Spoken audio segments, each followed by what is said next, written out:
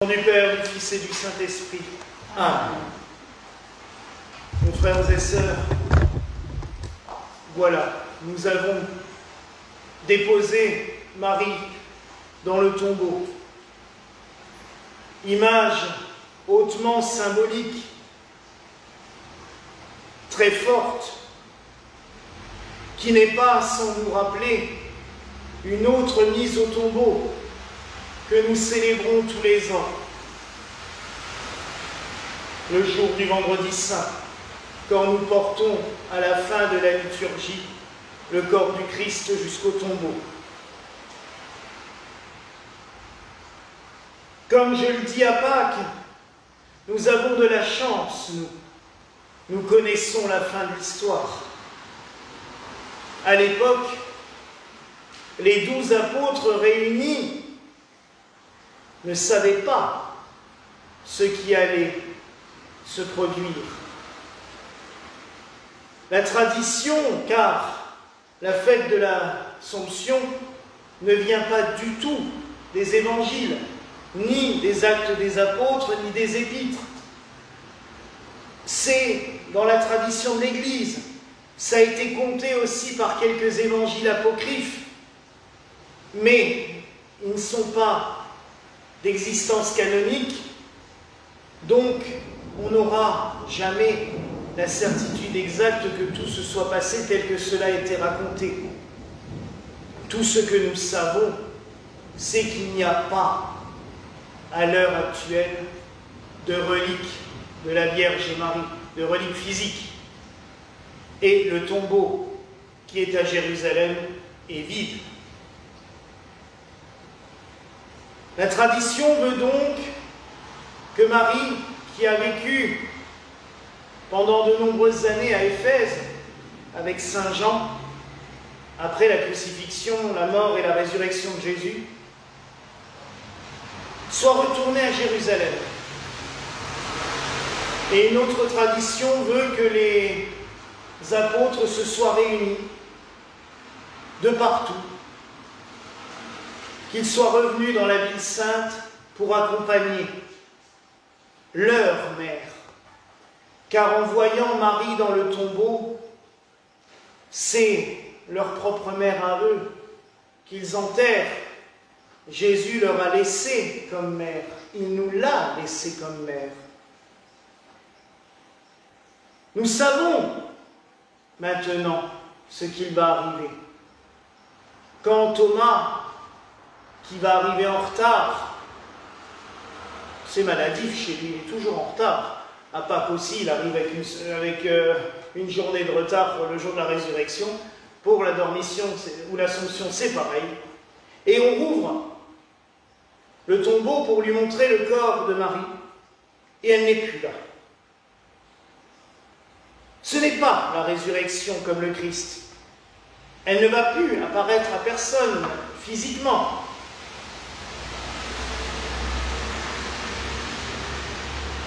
La tradition, depuis les tout premiers chrétiens, veut qu'elle ait été portée par les anges au ciel, dans la gloire. Pourquoi aurait-elle été préservée de la corruption mortelle? On peut se poser la question. C'est le lot de chaque être humain. On doit toutes et tous finir dans un trou. Je me souviens, ça m'avait révolté parce que la façon de le dire avait été un petit peu brutale. J'étais à un enterrement il y a quelques années et le curé commence son homélie par « Mes frères et sœurs, notre ami, on va dire Auguste, est mort. Mais nous allons tous mourir. » Pour un enterrement, ça plombe bien l'ambiance encore plus que ça ne l'était déjà. Mais c'est vrai. On ne peut pas le dire, il n'a pas tort. Nous allons toutes et tous mourir. Et nous savons malheureusement que la mort entraîne pour notre nature humaine tout ce qu'il y a de plus mauvais. Et pourtant Marie au moment où nous la conduisons au tombeau, parmi les fleurs et les aromates, ne va pas subir la corruption, puisqu'elle va être emmenée, corps et âme, au ciel, protégée de cela. Certains ont dit que si le Seigneur a voulu la préserver de cela, c'était grâce à son immaculée conception, le fait qu'elle soit née sans péché. Je ne crois pas que ça aille jusque-là. L'Évangile est beaucoup plus clair. Le Christ nous dit bien à cette femme qui lui dit « Comme elle est heureuse, la mère qui t'a mis au monde et qui t'a nourri de son lait », il lui répond « Bien plus heureux encore celui ou celle qui écoute la parole de Dieu et qui la met en pratique. » Marie est préservée de la corruption tout simplement parce qu'elle a cru dans les paroles de son Sauveur, parce qu'elle les a mises en pratique. Quand elle dit « Je suis la servante du Seigneur, qu'il me soit fait selon sa parole », c'est un abandon total à la volonté de Dieu. La fête de l'Assomption, c'est exactement cela. L'abandon total à la volonté de Dieu. Il ne faut pas vouloir, je dirais, y échapper. Quand Dieu se manifeste à nous, d'une manière ou d'une autre, on ne peut pas le rejeter. De toute façon, Dieu, c'est un petit peu comme ce personnage que vous allez chasser par la porte et qui va rentrer par la fenêtre. Dans une vie, si Dieu a décidé de s'occuper de votre cas, ou qu'il a besoin de vous pour quelque chose, il ne lâche pas. Avec Marie, il n'a pas lâché. Mais il faut aussi y mettre du sien. On n'est pas des marionnettes. Ce n'est pas... C'était une belle chanson de Bachelet qui parlait de Dieu comme un marionnettiste. Mais non, il n'est pas là à tirer des ficelles et nous, on est des pantins. Non. Il nous dit, je te veux là. Maintenant, débrouille-toi. Vas-y, montre ce que tu sais faire. Et cette vigile de l'Assomption nous fait mémoire, je pense, d'un des plus beaux et des plus grands saints et serviteurs de la Vierge Marie, Saint Maximilien Kolbe. C'est la deuxième victime d'Auschwitz que nous célébrons en 8 jours, puisque vendredi c'était Saint Edith Stein. Maximilien Marie Kolbe n'avait pas prévu sans aucun doute de mourir un jour martyr dans un camp de concentration, même s'il avait accepté de la Vierge de la servir totalement. Il a 8 ou 9 ans dans sa Pologne natale quand il voit la Vierge Marie. Il lui avait demandé, il lui a dit « Marie, je veux te servir ». Et elle apparaît. Et elle va lui apparaître avec 2 couronnes. Une couronne blanche et une couronne rouge, de rose. Et elle lui dit « Voici la couronne de la pureté, le blanc, ou la couronne rouge du martyr. Choisis ta vie. » Et le petit Maximilien va lui dire « Je prends les 2 ». Il ne sait pas ce à quoi ça l'engage. Mais il y va, il accepte. Il rentre chez les franciscains, il va faire ses études, on l'envoie à Rome pour étudier, et à Rome, en 1918, il lui prend une intuition de créer ce qu'il appellera la milice de l'Immaculée Conception. C'est une association où les fidèles peuvent se regrouper, promettant de servir la Vierge Marie et de lutter aussi contre toutes les erreurs ou les hérésies qui peuvent s'opposer à la croyance en Christ, la croyance en la Vierge Marie. Il va avoir un succès extraordinaire. Ça va faire boule de neige, cette association. Il rentre en Pologne, il commence à éditer un journal pour les membres de son association. Il transforme donc une partie du monastère des franciscains en imprimerie.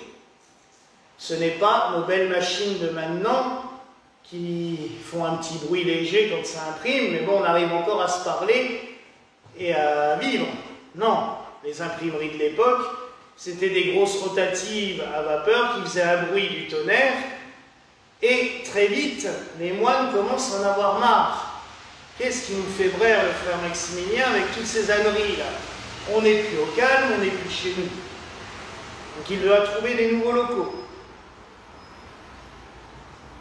Mais il a confiance en la Vierge Marie, et surtout, il a de plus en plus d'abonnés. Mais il n'est quand même pas fortuné. Près de Cracovie, il voit un grand terrain. C'est une possession d'un comte local. Il se dit, ce terrain, c'est le lieu. Il faut qu'on s'installe ici. Il n'y a rien. Il va voir le propriétaire lui dit, c'est tant et tant. Le frère Maximilien dit, moi, j'ai pas de sous. Mais j'ai confiance. Donc il prend une statue de la Vierge Immaculée, comme celle de la rue du Bac, les deux mains grandes ouvertes, et il la pose au milieu du terrain. Il dit, si Marie veut être là, elle se débrouille. Au bout d'un mois, le propriétaire l'appelle et lui dit, vous avez l'argent? Il dit, non, désolé, j'ai rien trouvé. Pas de sous. Ah, ben alors il faut partir, hein. Et frère Maximilien Marie dit, bon bah tant pis, il n'y a pas de souci. Et le comte lui dit, et la statue, vous comptez en faire quoi? Et Maximilien Marie lui dit, oh la statue, elle a qu'à rester ici, je vous la laisse. Et le comte lui répond, si la Vierge Marie reste ici, vous aussi vous n'avez qu'à rester, je vous donne le terrain. Et il va construire un monastère.